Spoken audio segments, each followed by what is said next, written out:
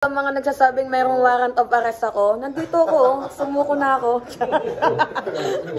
Thank you sa General Torre. So, ayun na nga po mga minamahal, no?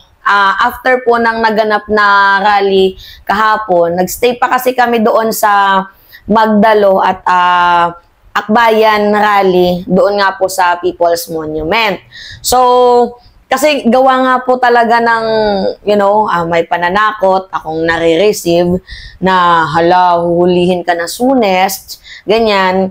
So, ako, hindi naman ako totally na kinakabahan. Pero, mas gusto ko pa din na iklaro yung pangalan ko, gawa nga ng madaming tao, madaming mga Pilipino ang naniwala sa fake news na yun, especially sa vlogger na nagpakalat na ako daw po ay mayroong warrant of arrest. So, sakto, nandoon din naman sila Sir Mike. Kasi, si Nino yung nag-call sa akin, diba? If you will remember na, Mima, may nag-file ba sa'yo? Meron kang warrant of arrest eh. So, as a concerned friends, yan, si Nino, tinawagan niya ako, kinontak niya ako.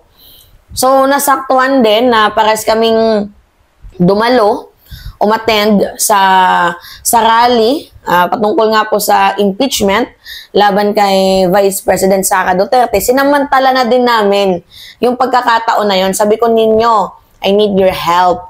I need to talk with General Torre about my case. So, nangyari, kinontak niya itong si General Torre. At nasaktuhan during that time na vacant yung oras na yon.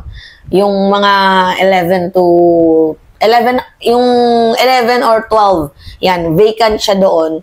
So, naging opportunity din sa amin yun na puntahan at makausap namin itong si General Torre. So, hindi lang naman po about sa case ko yung idinulog namin. About din po sa vlogger na kakasuhan namin. And later on, i-details ko. Kasi mayroong video na kung saan nag-file din ng case kami laban sa vlogger na nag-threat sa amin. Anyway, so yun na nga, pumunta ako doon sa CIDG. So habang nandoon kami sa lobby, nag-chill-chill muna kami, pinainom kami ng kape, and hanggang sa, yun na nga, lumabas na itong si General Torre. At napakaganda ng conversation naman na binitawan sa amin. Sobrang lamig ng kanyang room. Parang naano kami, yung kanyang office. Eh ako kasi ganito lang din yung suot ko kahapon. Ay, nalalamig na ako. Para akong pinipreaser sa loob ng ng room ni General Torre. Pero napakabait. Wala akong masabi. Sobrang bait. Tapos very welcoming. Lahat kami. Talagang tinrato ng tama. To the point na pwede naman siya magsungit, diba? Kasi, nasa higher position na siya.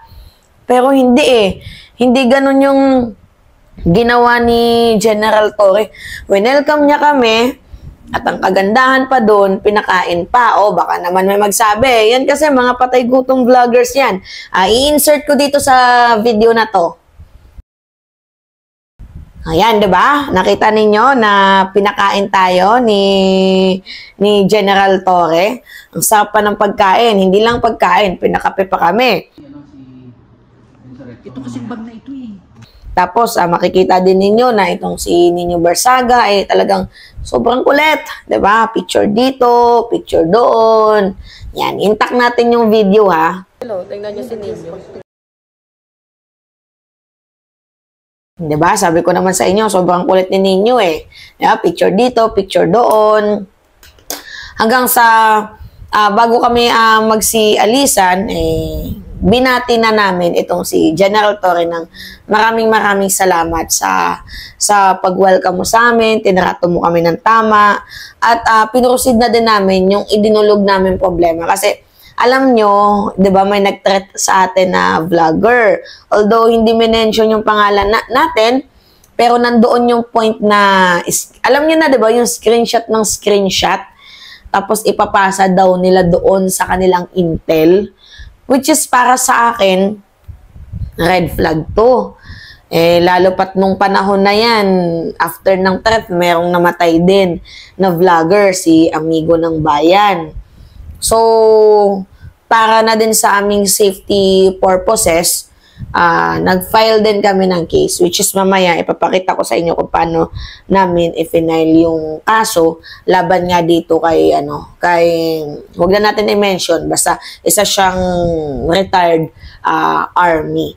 So, by the way, mga minamahal, nakita nyo naman na wala naman akong kaso. Wala naman akong warrant. Pero, ang totoong may warrant, isa ding vlogger. Political vlogger. Nandito sa Pilipinas, babae rin. Yun yung merong literal na warrant of arrest na isinumbong, nakita ko, narinig ko din.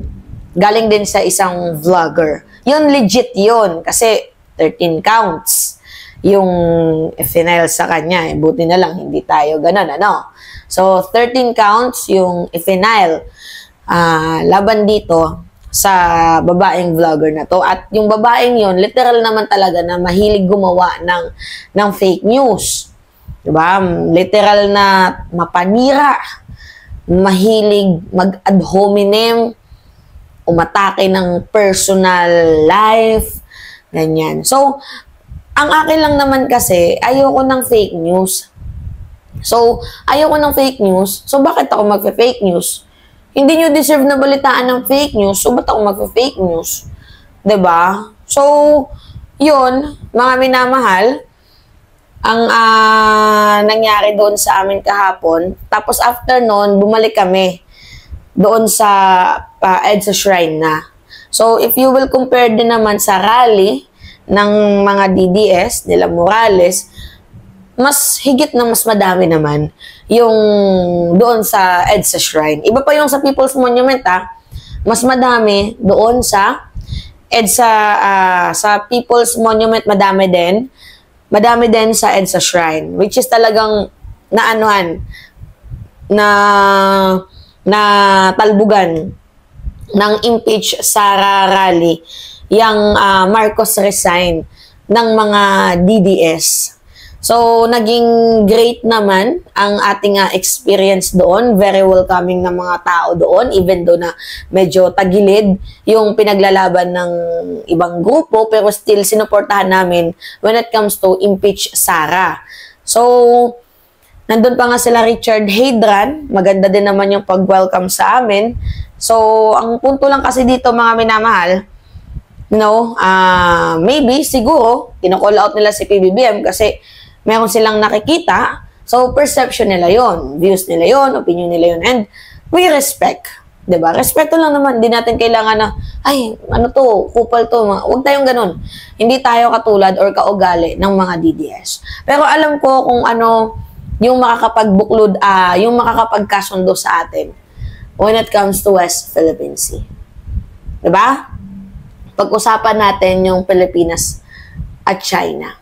Siyempre, Team Pilipinas pa din tayo. Diba? Alam ninyo yan, mga minamahal. At the end of the day, kahit man kino-call out nila si PBBM, but when it comes to West Philippine Sea, yung mga kakamping, solido yan na maka-Pilipino. So, sa mga din pala, pumunta kahapon doon sa impeach Sara, maraming salamat sa inyo. Sa mga nakipicture, nakidalo, nakipag-usap, diba?